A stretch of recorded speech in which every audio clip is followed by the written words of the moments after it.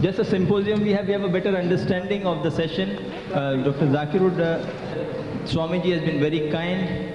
He is a very learned personality, and I would not think that we would have many amongst us who would understand. He is from the Ramakrishna mission. I know they are very learned people. We have met many from such missions, and they speak with a lot of sense and straightforwardness, which we ourselves may not have so much knowledge. If he's presenting a point, we should appreciate that, and the other speakers should be given due respect. Thank you. Dr. Zakir would like to have some comments. I'm very thankful to Swamiji, the learned speaker, for spending so much time and answering so many questions. I would love to comment on each and every answer, since I'm a student of comparative religion, but since time is short, I will just choose 3 of the questions just to give my comments. And the first question posed was regarding reincarnation, and Swamiji rightly said that in Hinduism they believe that if the person has done equal good and bad, he is reborn as a human being. If he does more, he reaches a higher state. If he does more evil than good, he is born at a subhuman level. Rightly, so Swamiji rightly described the Hindu philosophy, which even I have read, and he rightly said that the Hindu philosophy, it says that if you do more evil, then you are born subhuman being, like maybe like a dog, like a cockroach, or philosophy. I agree with him. My question that I would like to clarify is that today there is more evil in the world. Evil is on the increase in the world. So I am asking as a student of science and a student of logic that if evil is increasing, the population of human beings should decrease. But in the world we come to know that the population of human beings are increasing. So how do you reconcile? Since I'm a student of comparative religion, it's my pleasure to learn more about Hinduism. How do you reconcile the theory of Hinduism about reincarnation when evil is increasing? The population of human beings should decrease, but we find that the population of human beings are increasing. That's my comment. If you want to, you can rebuttal. Or I would like to speak about the second question also. No, one by one. Sure.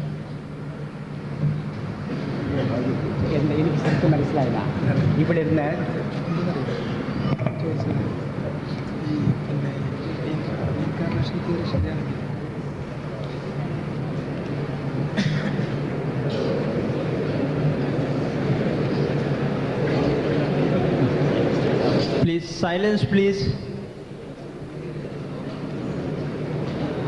We thank you. You have been a very patient and an enthusiastic audience. You have been appreciative. Please don't get restless.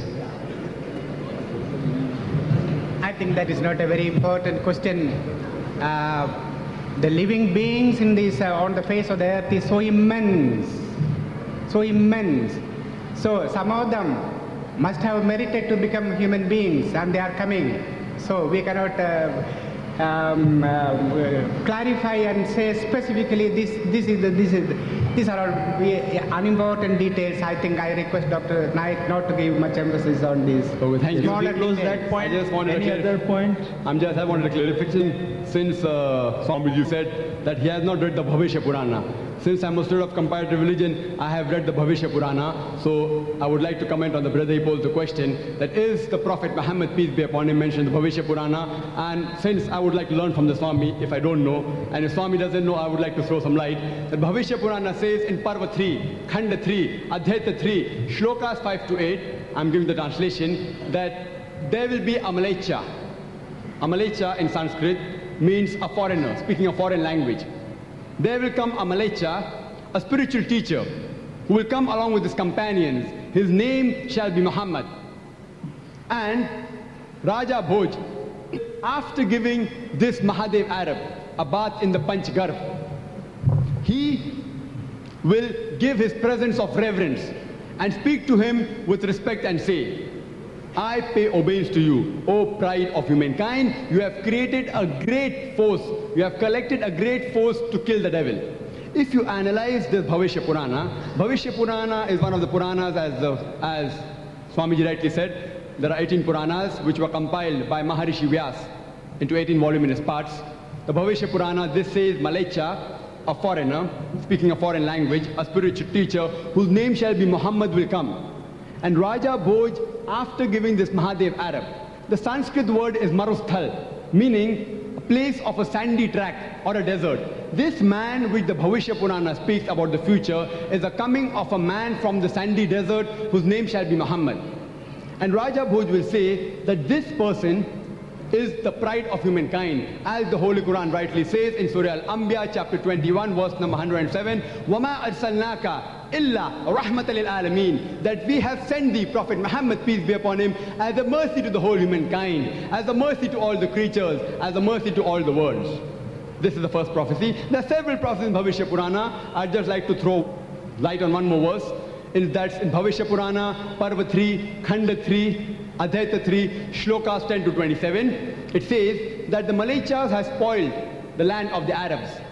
Aryadharma is not to be found there. There was an devil who had been earlier killed by God Almighty, but now he has been sent by a more powerful enemy. These enemies will be guided to the true path, and the devil will be corrected by a man known as Muhammad. And further says that a shrewd man in the guise of Pichachas, in the angelic disposition, will tell Raja Bhoj that you need not go to the foolish land of the Pichachas, for I will purify you by my kindness where you are. Referring when the Mussalman comes to India, they will be purified. The prophecy continues that Arya Dharma will prevail, the religion of truth, the Deen al-Haq will prevail.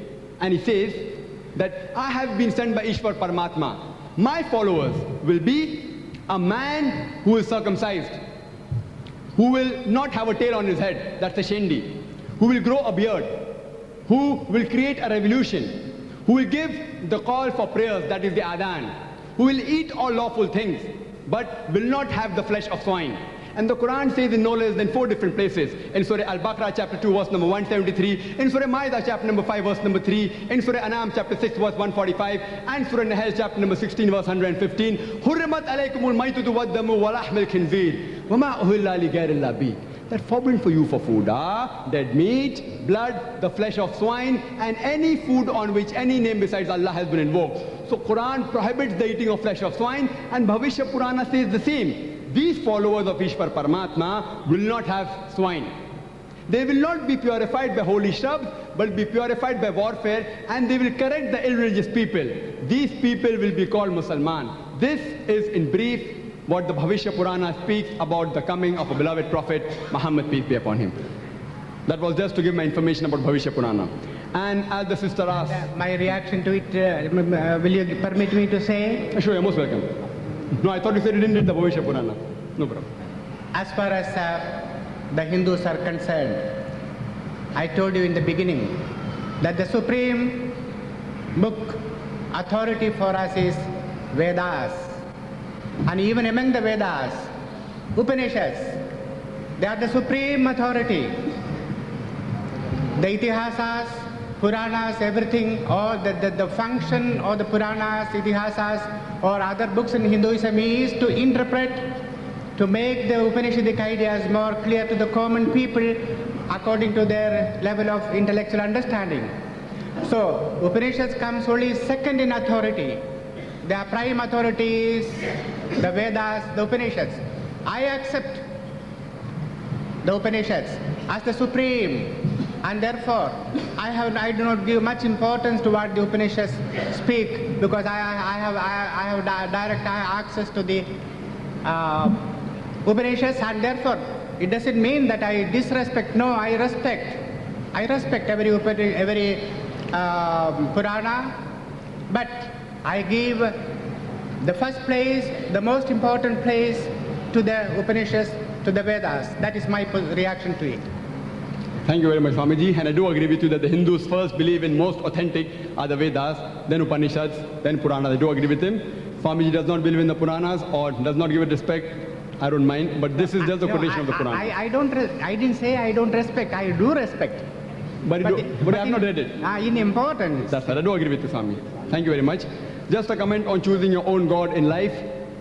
The Quran gives you permission to choose your own God in life. The Islamic principle.